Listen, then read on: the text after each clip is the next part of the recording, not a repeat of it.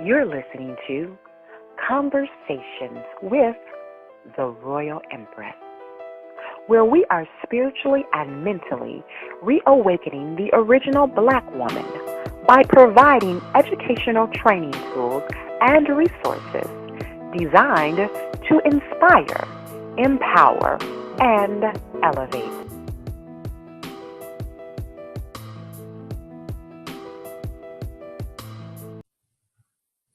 Welcome, everyone, to another episode of Conversations with the Royal Empress.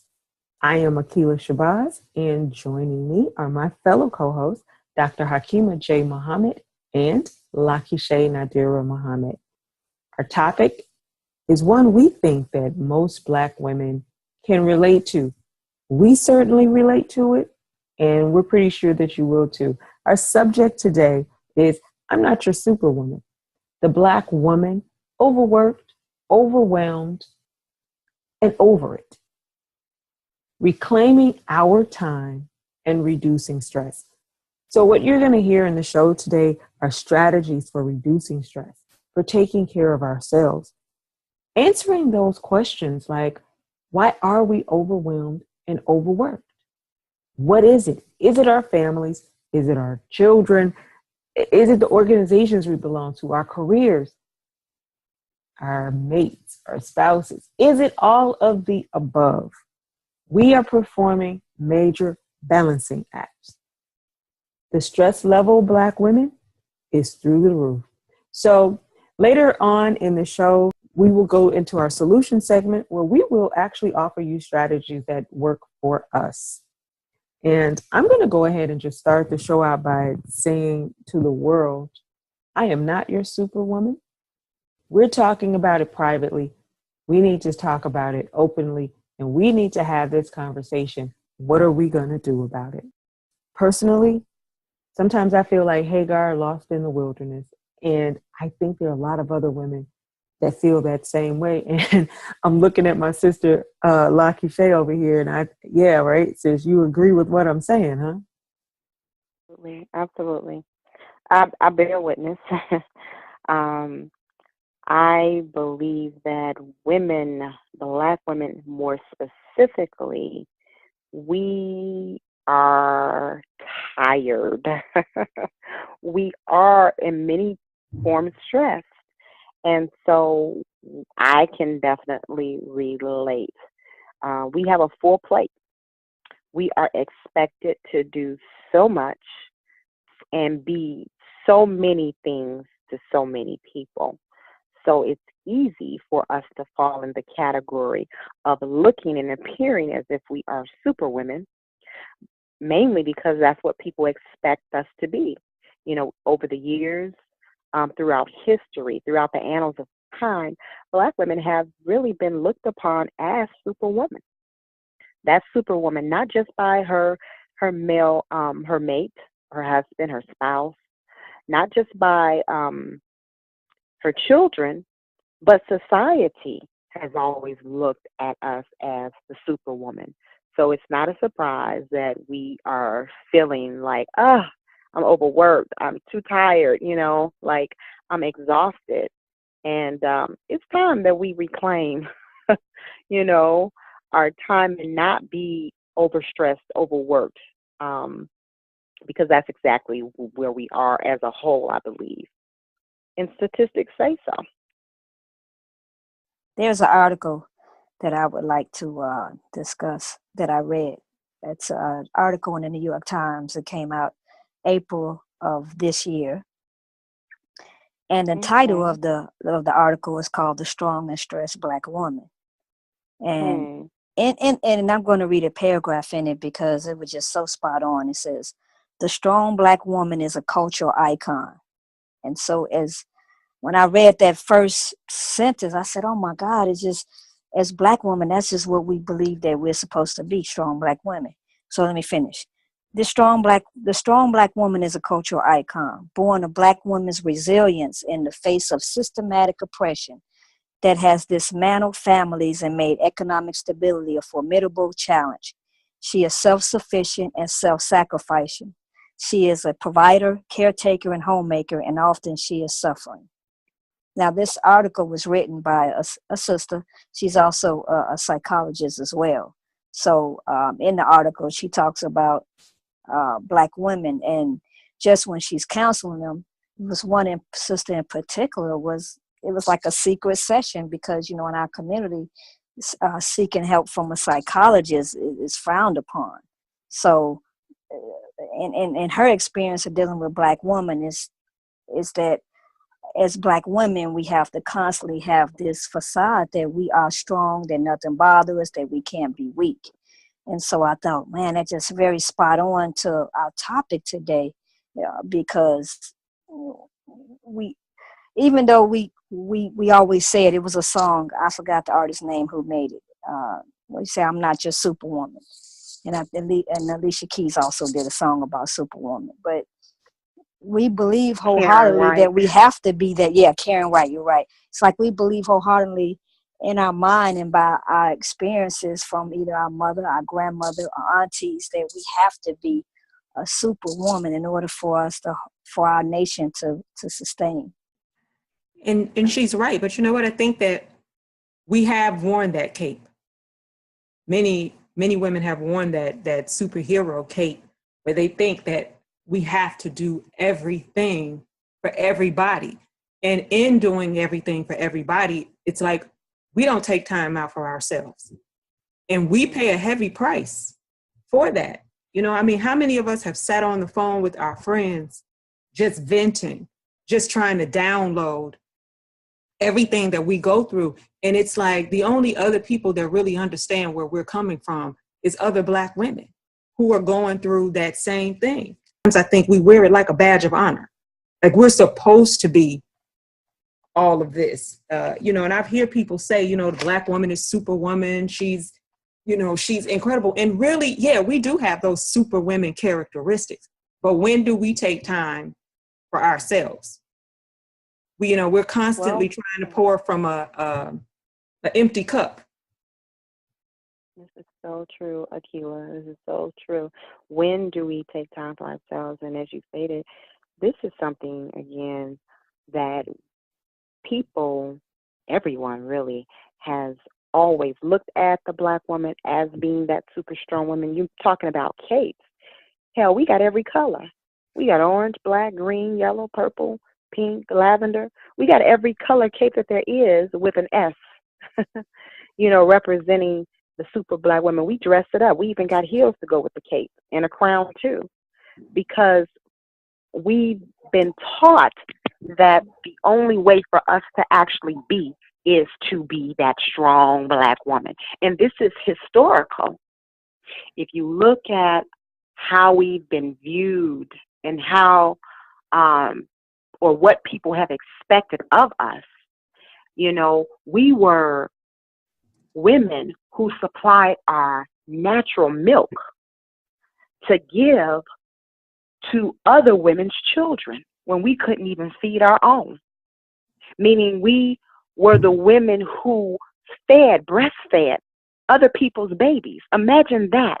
And then having to go home and hear your babies are looking and wishing that they can nurture off of the natural tenderness of their mother's golden milk. Here we are, women who were in the cotton fields at one point and then end up going into labor right there in the cotton fields, giving birth, and then not getting any time off, but expected to be back the next day to aid a family that wasn't ours in supporting their household. So this is something that has followed us for a very long time. And just think, anything that's done over a period of time, over and over and over again, it almost becomes natural. It becomes something that you get used to. So in our case, we got used to it. So we got used to being served this or being of service to someone else and knowing that that was something that was expected of us and us not expecting anything less.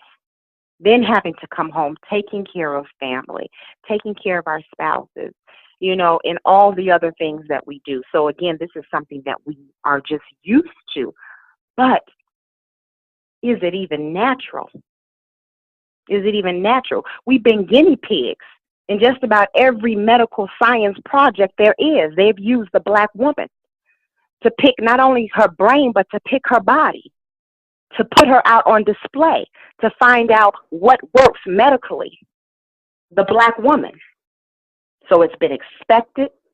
It's been just what people have done, including ourselves. Lakashay mentioned something about us wearing a strong Black woman as a badge, and it's interesting that you said that, because her name is Dr. Inger E. Burnett Seigler is the name, or what's printed as the name of the person who wrote the article or who was being interviewed. But anyway, in the article that is written by the person, they mention something about us as Black women wearing a strong Black woman label as a badge of honor. It's like we're very proud of that. We don't want the world to see us crack. But silently, we're suffering mentally and physically because of that.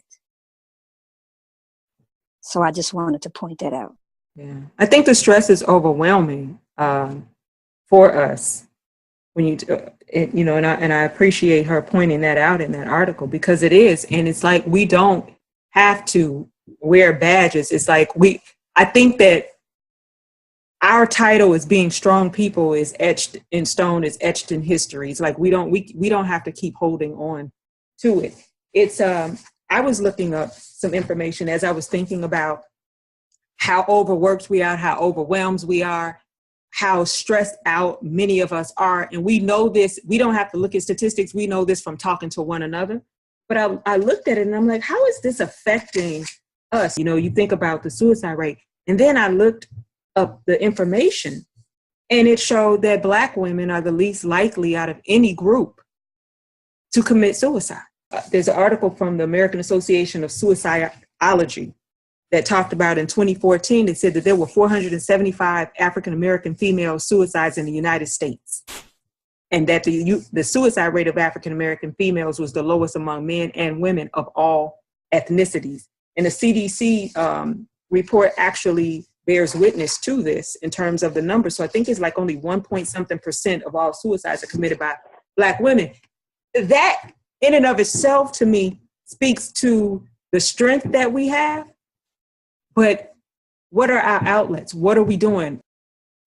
Because it's still affecting us in a certain way. I'm happy that it's not in that manner, and that's something to say, but still, but it's still affecting us. And how else is it affecting us? Well, we're suffering in silence. Mm-hmm. We're suffering in the silence of our mind. We have learned over a period of time how to self-medicate. We self-medicate with food. We have taken food as a comfort, and we may eat ourselves, to death. Then we get the bottle. We say everything is okay. All we got to do is just get a bottle, and we may drink ourselves to death. And I say to death, although I really say it lightly, but in some cases, I'm saying to the detriment of ourselves. Maybe not necessarily the physical death, and in some cases it is the physical death, but just to the detriment of ourselves and our family. So we eat or overeat, we drink constantly, overdrink. And this is not all of us. Some will hear this and say, well, that's not me. I don't drink. I don't eat. Or maybe you don't. Maybe you have sex.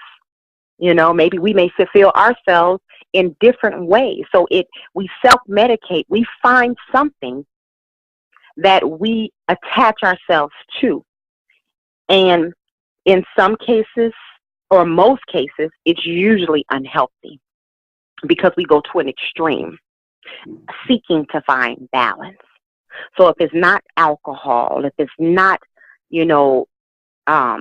men, if it's not sex, if it's not eating, maybe it's, I don't know, gossip, or maybe it's finding ourselves in a organization where we feel like we belong, but in truth we don't belong, or maybe it's in our children.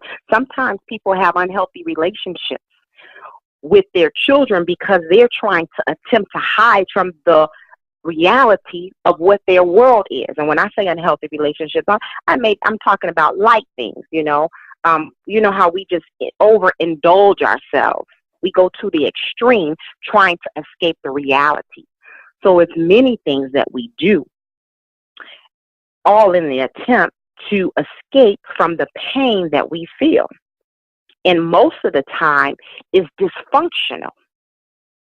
It becomes a normal abnormality, meaning that we are so used to it, or we begin to treat it as if it's a normal practice of everyday living, but in truth, it's not normal at all. Wow, that's normal abnormality. Is that what you said? That's what I said. Okay. No, I'm just thinking. I'm like, wow, that was such a awesome way to analyze that what our behaviors, something that's abnormal, we've done it so long that it's become normal to us, and we don't even realize what we're doing because it's become a part of our everyday. It's become a part of our normal, and we think that that's just the way that we're supposed to operate. That's just amazing. Go ahead. I'm sorry. No, when you said that, one of the things that came to mind, and this is very dysfunctional, and I'm not even trying to go here with this one, but the movie Precious, okay, which some saw it as just a sick movie altogether. Yeah. Other people appreciated it for different reasons. I won't give my full opinion on it, but there was complete dysfunction in this household, right? But those who were participating or a part of the dysfunction, in their mind, this was normal behavior. So it became a normal abnormality. Look at people who are in situations where they are abused, and it has become norm in their household. If something is the norm in your world, you don't see that there's anything wrong with it. And maybe when you even are around other people where they're actually doing normal things, you're looking at them weird because this is not your norm. So that's what I mean. I just wanted to kind of give a little more definition to what I was trying to get across. It basically is something that in your mind, because it's been taking place for so long, like if you come home to a house where everybody in the house is using or misusing, using drugs, that may not be my norm, but that might be your norm. And so anything other than that, that's just normal. You're walking over it, or if you go to someone's house. I remember growing up, real talk, I had neighbors, and when I went to their house, they had infestation of bugs, roaches in particular. That was not normal for the house that I grew up in. But when I went to their house, they acted as if that was normal. I mean, they crawled all over the places. I would literally freak out. And my grandmother, she would be, before I came back in her house, she's like, look, if she didn't just about get me out of all those clothes, because, like, you're not bringing this back in my house. But the point that I'm making is in their house, that was normal. I mean, they crawled up the walls. You could look in the ceiling. They would drop from the ceiling. No judgment here, but that was not my reality. So that was not the norm for me, but that was normal for them. It was no big deal. It was like, oh, roaches, rats rolling through the house. So when we are, as Black women, we have been functioning, unfortunately, in situations where we are so used to pain.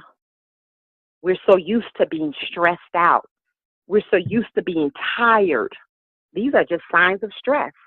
Exhaustion, bitter, angry, mad, back pain, constant headaches. So you're just so used to getting a Tylenol. Go give me a bottle of Tylenol. Go give me my Cools, go give me my Newport. Because we're also self-medicating, but this is the norm. That's all. Yeah. So we figured out how to just adjust to that reality and how to deal with it. That's what it sounds. Mhm. Yes, yes, yes. I think we've identified, uh, the label of being a superwoman and how that causes us to be stressed out, overwhelmed, abnormal behavior becoming normal. But I mean, I would definitely like to discuss those examples of what a superwoman looks like, because we could be that superwoman and say, I ain't nobody superwoman, but yet we live in that superwoman life. And then we can't Hmm. figure out why we stressed out. So I definitely want to identify that, and I want to identify that right now. Let me talk about some of those causes of taking on too much and having an overwhelming life and not understanding why we're being so stressed out. And one of them is we're living a life that's not conducive to our nature. We're putting way too much on ourselves. This patriarchal society, which is not conducive to Black men and women. It's not. See, in the patriarchal society, women have no value. So every day we're living this life that's not conducive to our nature. That's stressful for any woman, especially the Black woman, because our natures and our society, to about the Black society, is a matriarchal society where Black women have value. We have say so. It's very stressful to have so much to offer and so much to say, but it's not being valued when you say it. Another way that we're being superwoman, we work, but we have relationships. And those relationships can be demanding. Now, after working a 40-hour work week or a 60, 70-hour work week, you got to give 20, 30, 40, 50, 60, 70 hours to a relationship. Yep. Now, if that ain't a superwoman, we wearing all kind of capes with, as Lakasha you mentioned earlier. Another one is motherhood. I mean, after working those hours, what we have to do, help our children with homework. We have to, our children fight. Now we got to be the judge and the jury at home. We got to resolve conflict. It's so much involved in being a motherhood. Our children tell us about the problems of their day, and now we have to be counselor after dealing with so much that we had to do in the day. Yeah. I mean that, and then we have no time for self-attention or pampering. So Except when you go to the bathroom. but You have how small many children. can be in the bathroom where you ain't got that knock, knock, knock, knock, knock? Mommy, what you doing? When you coming out? Ma. Sitting at the door waiting on you to come out. As soon as you walk out the door, there's your child at the door with some issue. Man. Or your man, hey baby, let me tell you something. And you sitting there like, can I have 5 minutes on the toilet? I just want 5 minutes. I ain't asking for nothing more. And he at the door with your children. So they all at the door acting like they can't function without you. Not to mention, Akima, we do go to the bathroom for the other people who didn't know. Because, sometimes we so superwomen, people didn't even know we I mean, I'm sorry, but we do take leaks. We have to. We can't hold it in. You're a superwoman. You can't hold it in. You don't have time for that. Right. Mm-mm. Oh, man. I mean, we laugh about it, but see, Black women are very great at laughing to prevent from crying, right? Oh, yeah. So either we gonna laugh or we gonna cry, and so most of us have just chosen that we will laugh, we will smile, after we done walk through the mud and been beat up. It reminds me of Tina Turner, right, in the movie Tina Turner. Was that the name of the movie? Angela Bassett. You remember the scene when she was in all white and they were they at a hotel? Oh yeah, oh, I know you're talking about. Yeah, right. I know you're talking about. And what's his name? Lawrence Fishburne. Whatever. Right. I was just thinking of his other name, but he had basically beat her bloody. Mm-hmm. But when she got in that hotel, when she was trying, she got herself together. Even though she, bleeding and all messed up. But that's us. We'll go through hell. But even though we went through hell, for those of us who wear wigs, we'll twist that wig right back on like she did. Like, and so because that's what has been shown, not only on the big screen, but that's really what's been shown in real life. Then that's what's expected. Like, And Ma, what you doing crying? Ma, what you doing? You sick? Now, what happens when the black woman is sick, y'all? Come on mm, now. mm. What happens when the black woman is sick in her house? First of We all, she yeah. really can't get sick. The black woman cannot afford to get sick. That reminds me of the movie or the play, A Day of Absence. What happened when black people just didn't show the hell up to work? But what happens to the black woman in her house when she's sick? Companies can't even function. Mm-mm. Imagine if every black woman in America took a day off, one day. No, imagine if the black woman in the hells of North America took a half of a day off. The world would crumble. Don't be mad, y'all, because y'all know I ain't lying. Y'all Mm-mm. know I ain't No, lying. you're right. You're right. The I mean, world functions on the back of the melanated black woman. now it's interesting you said that because I try to follow what's going on in the business world, and there's so many companies where sisters is at the top of the food chain. I mean, their CEOs like Starbucks is it? If I'm not mistaken, they went and asked, what's her name? Melanie. What is her name? Gosh, I can't think of it. She was she was well known for being over the investment firm. Melanie Hobson or Hobbs. Well, anyway, she was asked to be. I guess Right. they hired her to take over as CEO for Starbucks, if I'm not mistaken. But there's been several other, I hope I'm not getting her confused with the company, but there's several other companies where I've seen, oh, now it's a black woman as CEO of the company. Now, can you imagine what her life is like? Because to be the CEO of a company, there ain't no clock out time. You can't say, well, it's 5 o'clock, I'm going home. That's not the life of a CEO. Their life of a CEO could start, the clock could start at 4 or 5 a.m. and they may not get off. They may not stop working until later that evening. So can you imagine what the life of those sisters is like, and if they're married and have children? Mm-hmm. Melody Hobson is who you were talking about. Yes, Melanie Hobson. Yes. Mm-hmm. That's I Wow. think that's the lady that's married to George Lucas. Yes, now she is. Yes, she is. Oh, so that is who are you I didn't know that. I didn't know that that's the Yes. same woman. Interesting. Very interesting. It's just really interesting how a lot of these companies work, though, and how they'll put a black woman over a corporation in a minute. But why is that? Yeah. See, there's a science to it. It's for many reasons, but it's definitely a science. It's well thought out. Because for one, they know that the black woman is traditionally known to sacrifice everything. Period. But I agree as far as the whole thing with everything stopping, because our households come to a standstill when we get sick. Our households come to a standstill. Can't nobody do nothing. They don't know where anything is. They want to come to you to ask you how to fix something. I mean, it is. And God forbid if something isn't clean, it's going to be like that until you get up out of that bed.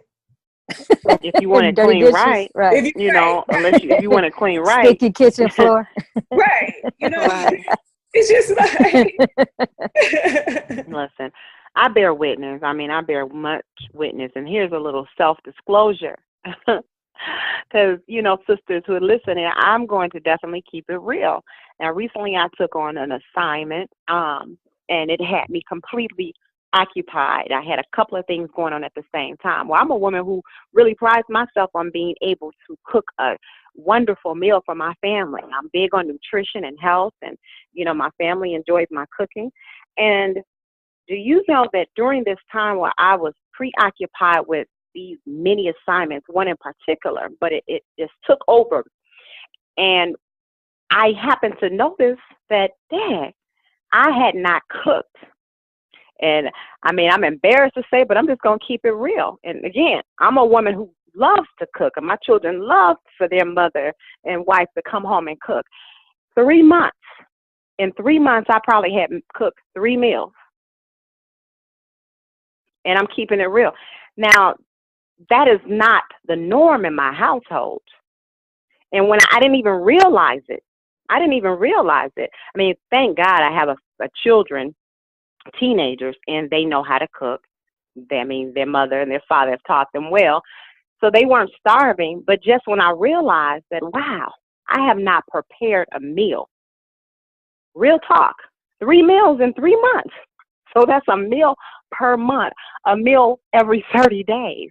I wasn't going out cooking or getting, fast food or anything. I made sure we had groceries, but I did not prepare it. And when I sat down and thought about that, that hurt me to the core. Because here's something that's extremely important to me. And for a quarter of a year, almost, I've only made 3 meals in 3 months. Damn. What was it that I was doing that was that important that it took me off of my square?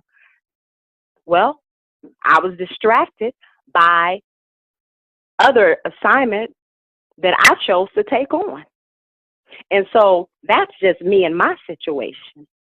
I'm pretty sure that many of us sisters out here listening can relate or have experienced the same thing. And you talk about stress. So when you're not eating healthy, but in my case, like I said, my children, thank God, they could cook a meal. But what happens when you're not eating healthy and when you're pulling up the fast food and when you don't have many choices because work calls? 50 plus years ago, work called maybe, or 60, 70 years ago in the field, maybe that was your work calling. Now it's corporate America. Or maybe you're a nurse and you have the midnight shift. Then you have to rush home early in the morning to get your children off to school because you got to do what you have to do. Or maybe you're a teacher teaching children all day long, and then you got to come home and teach your own. We wear many hats, many capes. But if we're not careful, then we're going to get stressed. That's not even a question. If we're not careful, we will become imbalanced. And then the next thing you know, now we got a headache. Now we got a backache. Now our arm doesn't feel well. Now we're stroking out, Yeah.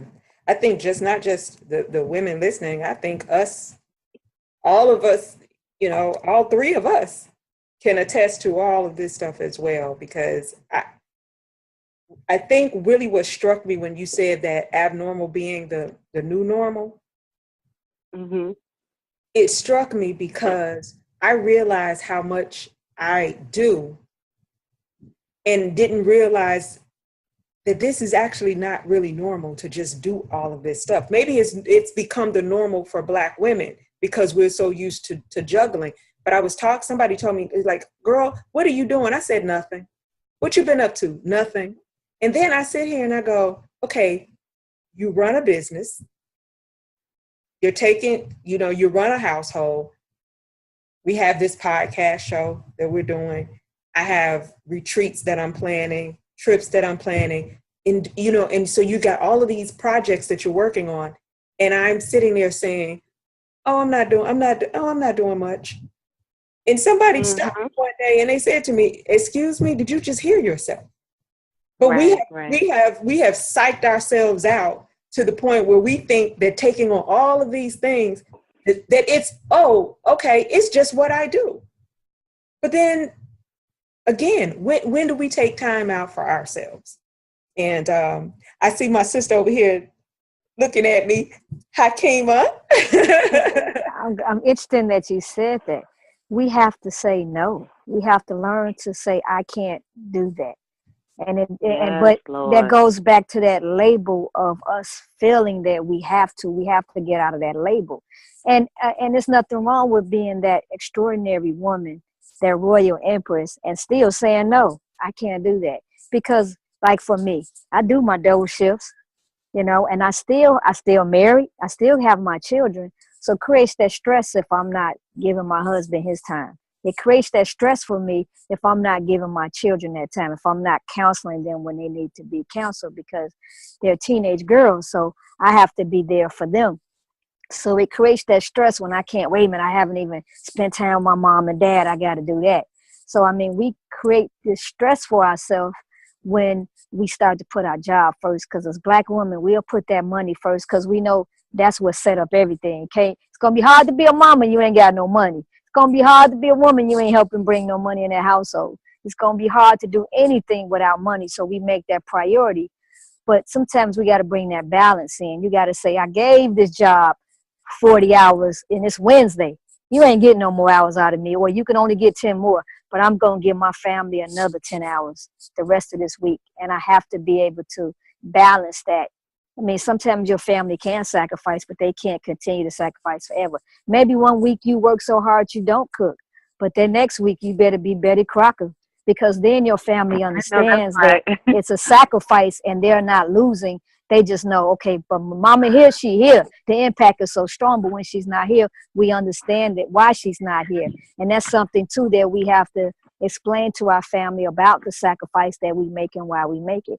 If you're not there for some of your children's baseball game, basketball games, whatever, you got to explain to them why you're not there. I'm doing this for you. But that don't mean miss all them games. That don't mean miss everything. It means I can't make this one, but God willing, and I'm going to be at that next one, and that's where that balance comes in.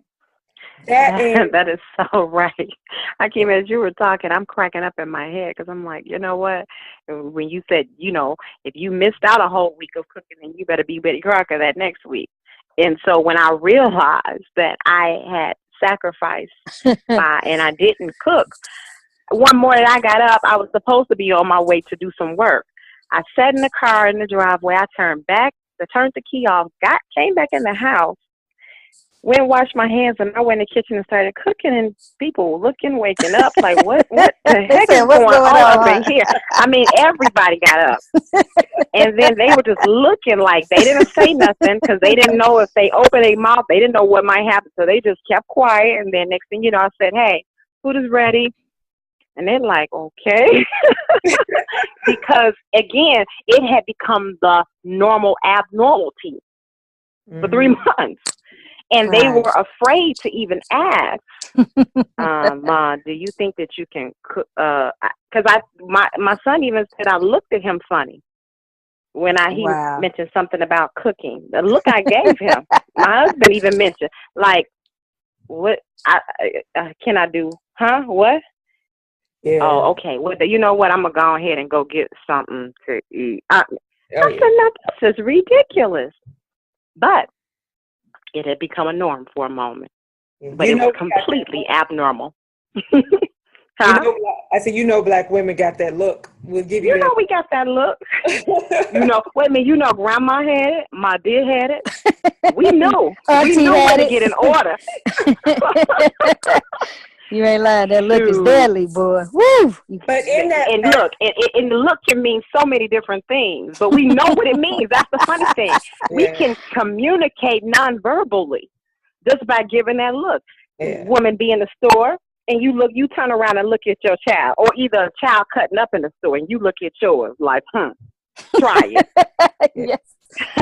I have experienced that. My mother would give me that look in the store when I was little. I knew exactly what that meant. Sit still, put your hands to the side, and look down, because you know you being watched. It's coming. But I was going to say that I also think in all of that, what we're saying, as far as balance, we have to take out me time. And that's huge. And I think that's kind of what we have to start looking at is we are these things. We do all of these things. We wear all of these capes. It's become our normal, but it doesn't have to be. I think that we have to start to learn how to reclaim our time. A la Maxine, she told us about reclaiming our time, but we do. And we have to learn how that it's okay to be self-full. And I like that term because you're not being selfish because you take time out for yourself. You can fill yourself up with all that you need. So becoming self-full is important for women, and we have to embrace that. So although we carve out this time for our jobs, we carve out this time for our families, we carve out this time for our extracurriculars, we still have to carve out that time for us to sit down, to lower our stress, because guess what? If we're stressed out and we're doing all that, we can't do any of these things for anybody. The hand that rocks the cradle rules the world. Yeah. We can't do anything. How can we? We're not going to function as well on our jobs that we love. We're not going to take care of our families the way that we should. We're going to yell at our children. We're going to, we're going to overspend. We're going to do all of these things. So we have to learn how to turn inward sometimes. And I don't care if you come home and you say, you know what, 10 minutes. I'm going to start with just 10 minutes a day where I'm going to go in the room and everybody in here is going to give me these 10 minutes. And I don't care if you go in there and just twiddle your thumbs. Exactly. Exactly. That's so important, Akilah, that we take our time. We have to. We must reclaim our time. Because if we don't, what it means to our family is death. Now, whether that's physical, mental, spiritual, emotional, financial, whatever. Because without us operating, as we know, when the Black woman takes off, and even if she's forced to take off because she's ill, then the house is not functioning. So we don't even want to get to that point. So it is better that we get our time on the front end than we get our time on the back end because somebody's sucking mints over our body because now we're no longer here. And that's a reality. I bore witness to see Black women who slaved from sunup to can't see.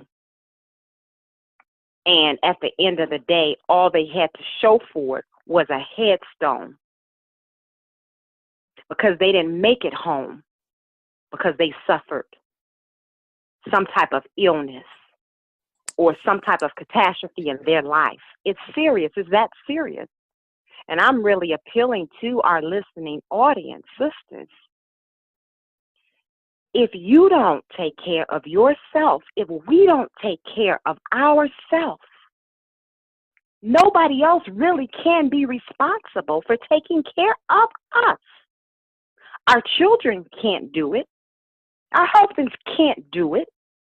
Our mothers, our parents, our friends, they can't do it. They can assist, they can try, but it's not even their responsibility.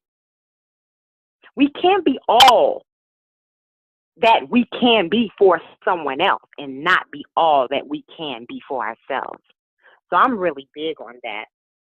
I just think that is extremely important.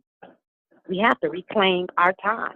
I know we did our first podcast talking about reclaiming our crown, but a part of us reclaiming our crown means we must reclaim our time as well. Because if we don't reclaim our time, we won't have a crown to even worry about. Real talk. I want to thank you both for moving us into the solutions phase of our call because you all went right to it. So you made my job so easily. Well, I just want to mention those two things that you all both mentioned because now that we are in the solutions phase of our call, definitely you have to make time for yourself. Akilah, thank you for mentioning that. You have to make time for yourself, and it's not about a lot of time, but you mentioned at least 10 minutes, and we don't understand how important that is. Next, I also want to thank Lakashay too. I want to thank you for focusing on health because as Black women, that becomes last on our priority list is focusing on our health because if we're not in good health, we're not going to be anything good to our family because if we're sick and not able to care for ourselves, we sure as hell can't take care of our family. So thank you so much, you two, for transitioning us to solutions. Another thing that I want to mention as well is the importance of working out because that does help improve overall health. I actually this morning went to work out and I really felt so good afterwards. I really didn't want to go this morning. I was ready to hang out with family, enjoy each other, have good food. But I went to work out. I forced myself to work out. But after working out, I felt so much better. And that is one solution that I would like to throw out there. We don't know how that makes our body that much stronger. It builds our immune system, so it makes it harder for us to get sick. So with a stronger immune system, you won't be sick as much. So I just want to throw that out as something that I do, that I try to do to keep myself in great health. And because of that, I'm more durable, so I can do more, put more on me. Can I add something to that solution list? I would say meditation. Mm-hmm. And Absolutely. I am a firm believer in meditation. And then I want to just direct people to, I can't think of the date right now, but I will post it on our Conversations with the Royal Empress page. But I am this month, I'm going to join Oprah Winfrey and Deepak Chopra on their 21-day meditation. And I do this multiple times a year because sometimes we get distracted or we stop doing what we're supposed to do. It helps me to try to jumpstart my practice when I join in. And so some people don't know how to meditate. They're like, well, where do I start? How do I do this? And this is a guided meditation. And it's simple. And you can just sign up and just join in just to learn. But it makes a huge difference when you can just go inward and, block everything out and just kind of focus. I think it's just huge in terms of stress. And it definitely is a stress reliever for me. Oh my God, I agree. For me, meditation has been a lifesaver for me. I mean, it's just a part of just my everyday practice. I have my children engaging. It just helps to relieve and really set your day and your intentions from the very beginning. It just relieves stress that before it even gets there. It gives you the tools necessary to redirect your mind so that you can have the power added back into your life to do exactly what you need to do to get yourself through that day. So, Akila, thank you for mentioning that. That's, one of my favorites. And, of course, prayer. I always hear the saying about prayer, the difference between prayer and meditation. And one talks about prayer being when you are making a request and communicating to God, asking, where meditation is more like receiving and listening. So they are similar really in nature, but at the end of the day, being able to tune and tap in to yourself, which if we understand who we are, then we know that God resides in us, right? So being able to come in alignment and just have that moment in time when you are able to communicate with the God through your prayer and tap into what He's giving you and what He's providing you through listening through the meditation by being right in tune with yourself, which is God. That's a strong point. Like I say, I love it.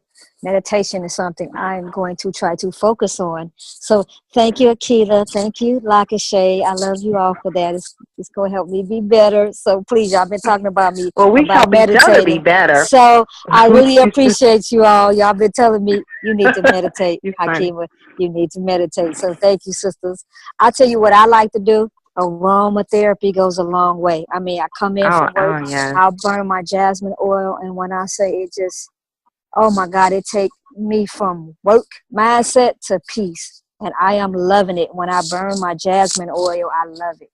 Another thing that I like to do is get massages, go to a spa. We don't know how important that being pampered and having someone just focus on different parts of your body that receive stress or stress may affect your body parts in negative ways, and just going to get a massage goes a long way. You walk out feeling like a new woman.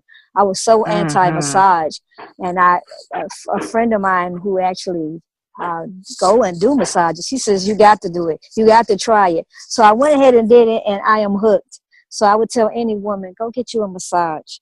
Whether it's a foot massage or if it's a deep tissue or if it's whatever, sweetest massage, do something. And if you got to take a girlfriend just to make it a outing, go ahead and do that. It's nothing wrong with that. Another thing that is very popular, a lot of women do, is yoga. Now, that's something that I'm trying to get into. I've been trying to research Egyptian yoga. That's what I want to learn more about. But there are different types of yoga. I'm not a yoga expert, so I don't want to speak a whole lot on yoga, but that's a direction that I'm going going to. So any of our listening audience, if you know a lot about yoga, please go on the Conversations with Royal Empress Facebook page. Share what you know about yoga. I need to be taught. I'm ready to learn. So please share Yeah. that with me. Share that with us, and so that our other listening audience could also see it as well. We'll use that as an avenue for us to share information among each other. So those are things that I'm doing Absolutely. and trying to do. So You Right. Well, can, we're not trying to do anything. We're going to do it. We ain't yes, trying. We're going yes, to just yes. do it. Positive We're going language. to remove the try from the, yes, we're going to remove that. I love We it. just Thank going you, to do like it. and Shay. We're going and to you do it because it's so important, you know, and like Dr. Hakima, like you mentioned, like Akila mentioned, you know, there are so many things that we can do, whether it's take 5, take 10, take 20. I know for me, what I used to do, and I still do this, I kind of have made my car a sanctuary. So if I'm at a light, if I'm driving on my way to a meeting or, you know, on my way to see a client Mm, or something, I use that time in my car to mm, just tune out. mm. Not like I'm tuning out where if I drive, I might hit somebody. Still have control over the wheel, but I use it as an opportunity to just, I rarely listen to the radio or music or anything like that. I mean, I do listen to music, don't get me wrong, but when I'm in the car, I prefer to listen to more uplifting, positive things. You know, I like to listen to a lot of motivation or inspirational, Oh, uplifting yeah. things. And I use my car time as my time to recharge. And then sometimes I just turn everything completely off. My children will tell you it's usually silent just because when I'm driving, it's so much that's taking place. I just like to tune out for a moment. I call it tapping in and tuning out, meaning I tap into myself and I tune out the rest of the world. And I create quiet. It's amazing how powerful our bodies are, how powerful our minds are, that we can create a calm, you know, in a storm. You know, as we're recording right now, I'm reminded of the patriot. Well, I don't know if I would even call it patriotism, but I'm hearing the firecrackers and things like that because this is that time of the year, right? As Hmm. it gets close to Right, the 4th of July. Fourth, Right you now. know, people are popping off. But I'm reminded that I've tuned all of that out as I'm having this conversation with my sisters because I'm tapping into the spirit that's right here in this space. And I'm yes. tuning the rest of the world out. And so when I'm in my car, shoot, people could be honking and blowing and sticking up their middle fingers and things like that. But I block all those things out because right now I'm really focused on my me time. And then even when I get home, pull up in my driveway, I take 10, I take 5. Sometimes my children will have to come out to the car and get me. Like, Mom, you coming in? I'm like, right. I'll be in a minute. Like, what are That's you that doing in privacy. there? Yeah. Yeah, I mean, so that's my bathroom, right? Because I can't get in the bathroom and do that. So I have to do that in my car. But it's such a blessing just to know that we have the control to do that. And so I tell my sisters out there who are listening and my brothers, if you're at work, you know, you work in an office or wherever you might be, take your time. It only takes a couple of moments. You could be sitting at your desk or at the computer, you know, and just take a couple of moments to just tap inwardly and tune out the rest of the world for a moment, even if it just means thinking about 5 things that have made you happy. I love gratitude. I'm always talking about gratitude. It is appreciating what God has gifted us with. So even if it's nothing more than saying thank you. Thank you for the air that I breathe. Thank you for giving me eyesight. Thank you for whatever you want to be thankful for. And just watch how your spirit is elevated to an all-time high. So it's so many things that we can do. If we don't have money to take a vacation, that's okay. Retreat within your own mind. Do you know how many times I've been to the Bahamas, y'all? I've been to Jamaica 1,000 times in my own mind. I promise you. I mean, I have been on the beach. Shoot, I've been to Dubai. I've been all around the world within the regions of my own mind. So I'm just saying, create that space. Create that in your mind. You know, you all know I'm all about holistic wellness and health. So anything related to wellness and health, I'm about it. So hey, take a vacation. That's okay. You'll catch a real flight, you know, maybe after you save up a couple of those stack a couple of those dollars. but go ahead and, catch one within your mind. Fly wherever you want to fly to. Yeah, our listeners, I'm just I'm saying. glad you're sharing that, like I said, because our listeners need to know you. You are very holistic, very spiritual sister. I just want the listeners to know if you ever hang out with Lakashay, her phone is ringing off the hook. People texting her, and they all got questions or what they should do for their health because I have done it. Lakashay, my stomach hurt. She telling me, girl, do a 14-day lemonade fast. Pain gone. You call it some. Right. This was wrong with me. Oh, do this, and it worked. I mean, people are always coming to her, girl, thank you so much. And I'm like, what is this?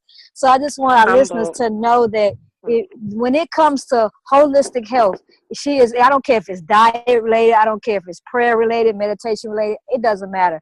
Herbs related, this woman is the one to rely on, to I'm call honored. because I Thank do you, it. So I Dr. just have to Hakeem. put I that out there. appreciate that. That's so kind. I'm humbled, and all praises due to the true and living God for that. Thank you. Yeah, I hit her up too. She said she hit me up. Okay, She if you want gangster with it, herbal, right? She said she hit me up too. right, she is. You want the best herbal tea, you need to go to Akila's house. I'm just saying. I'm still waiting on my cup, Akila. I'm still waiting Wait a on my minute, we cup. gonna have people at your front door, Akila. Talk about you got some Well, herbal tea. they said it. They said it on the podcast. She get Hilarious. her tea from another country. That's how good it is. She don't want the domestic Oh, tea. that She was wants funny. the Yeah, when international tea. she came over to Dunkin' Donuts talking about she had got some tea. I said, girl, I got tea. You didn't have to go to the store to get that. Yeah, I told her she should have told me. She should have told me I'm gonna have tea here for you. She know I gotta have my chai tea. She had chai tea. I could have had her chai tea, the expensive kind, international kind, but But yeah, but we do.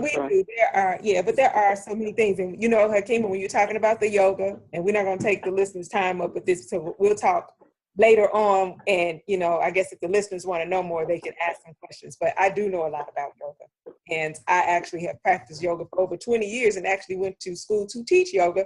But because what?